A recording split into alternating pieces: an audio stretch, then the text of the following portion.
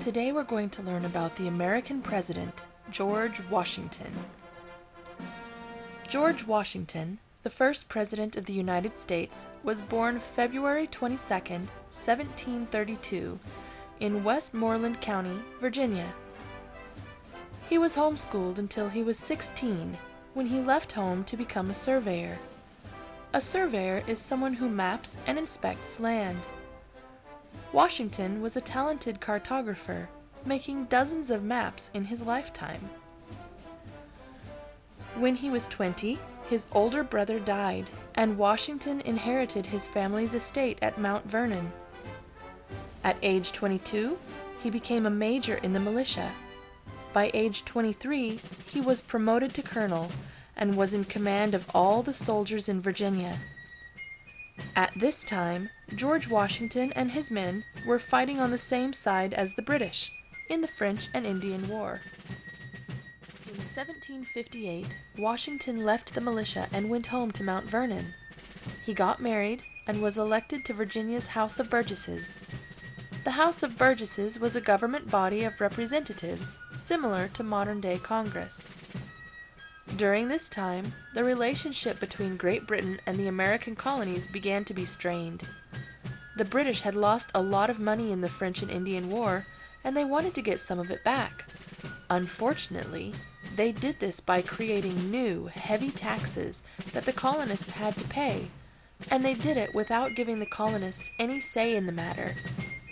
When the Revolutionary War started in 1775, George Washington was appointed General and Commander-in-Chief of the Continental Army.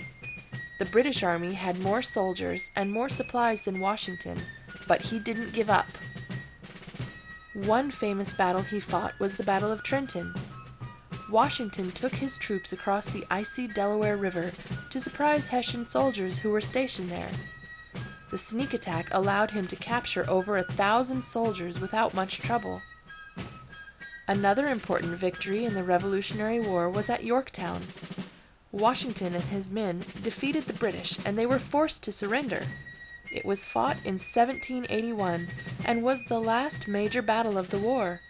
The American colonists had won. It took a few years for the newly freed colonies to create a strong government, but in 1787 the Constitution was created. On April 30th, 1789, George Washington was sworn in as the first President of the United States of America. He is the only president in history to be unanimously elected, which means that everyone voted for him. When his first four-year term as president was up, voters elected him again. In fact, he was so popular that he ran unopposed, which means that no one tried to be the president instead of him. George Washington was so well liked that he probably could have been the president until he died, but he didn't want America to have a leader like a king who was in charge for their whole life. To help make sure that presidents after him would step down when their turn was over, he set the example and went home to Mount Vernon in 1797. On December 14, 1799, George Washington died at the age of 67. He was buried on his estate at Mount Vernon, where his body remains to this day. George Washington left a lasting legacy. He is often called the father of our country because he played such an important part in the founding of the United States.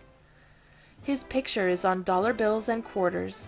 A monument to him stands in Washington, D.C., the capital city that was named for him, and we celebrate his birthday every February. More than 200 years after his death, he is still remembered as was written of him: first in war, first in peace, and first in the hearts of his countrymen. I hope you enjoyed learning about the American President, George Washington. Goodbye till next time.